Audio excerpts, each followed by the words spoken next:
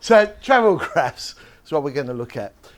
Difference, I suppose, with these travel graphs is, the ones you saw in junior school, everything with nice straight lines and everything like that. But there's no reason why a graph has to be straight. It can be any function at all. So a ball is bounced and its distance from the ground is graphed.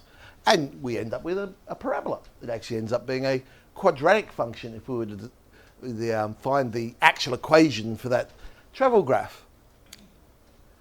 And there's its equation. X equals 5t, 8 minus t. Easy enough to work out. We know the x-intercepts are 0 and 8. And it looks like, hang on, where's the peak? Well, it's got to be halfway, doesn't it? So 480. And from that, we could work out the equation of our parabola. Right, some terminologies. And some of these might sound silly, but it's important we define them. Distance is the total amount travelled, right? As opposed to displacement. Displacement is just how far away you are from usually the starting point, or it might be some other reference point that they might mention. Okay. So when we look at this particular one, we can read off the graph and or use the function if we wish to get a more precise one. Find the height of the ball after 1 second. All right, I'll sub in 1 and we get 35. We know the ball's up 35. At what other time is the ball the same height? Well, a couple of ways we could do that. Again, we could read off the graph, or we could use the symmetry of the parabola in this case, because we know if after 1 second it's 35, then logically 1 second before it hits the ground at the other end, it must be there as well because of the symmetry. We could do that. Or again, we could just sub into our function and solve it. So that's the way I've done it there. And sure enough, we end up with an answer eventually. Whoop, there we go. An answer of, well, 1 or 7. 1 was the first time. 7 is the second time. Okay. Now, some more terminology. Velocity. Average velocity is the change in displacement over the change in time. It's a bit like another formula we know. What's that? Yes. And it's not a coincidence, because the gradient of the curve at any point is the slope of the tangent. Thank you. Yes, the gradient of the curve is the slope of the tangent. Now, the tangent is the first derivative. And if you think about it, derivative is rate of change.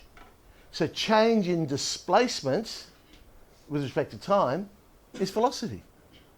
Same as change in distance with respect to time would be speed. So it's not a coincidence that looks like the slope formula. Find the average velocity during the first second. So the average velocity, so it's like we're joining up the starting point to where it is after 1 second. So 35 minus 0 over 1 minus 0, so 35. 35 metres per second. If it was during the 5th second, because the first second goes from 0 to 1, the second goes from 1 to 2, and so on. So the 5th second would go from 4 to 5. So at t equals 4, it's at 80. At t equals 5, it's at 75. And so our average velocity is -5. That's a -5 metres per second. 5 metres per second. What about the average velocity during its total 8 seconds in the air? So, average velocity, well, it started at 0, it finished at 0, so its average velocity is 0. It hasn't gone anywhere. That's what it appears like anyway, because that's average velocity over the time. Now that's different to average speed.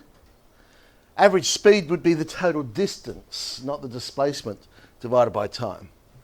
So if we wanted to find the average speed over the whole 8 seconds in the air, now it's different because we've actually travelled, 80 up and then 80 down. So the total distance we've travelled is 160. And so he travelled 160 in those 8 seconds, so we end up with 20. So that would be the average speed as opposed to the average velocity. Okay, that's just an initial little look at travel graphs as we start looking at this idea of motion.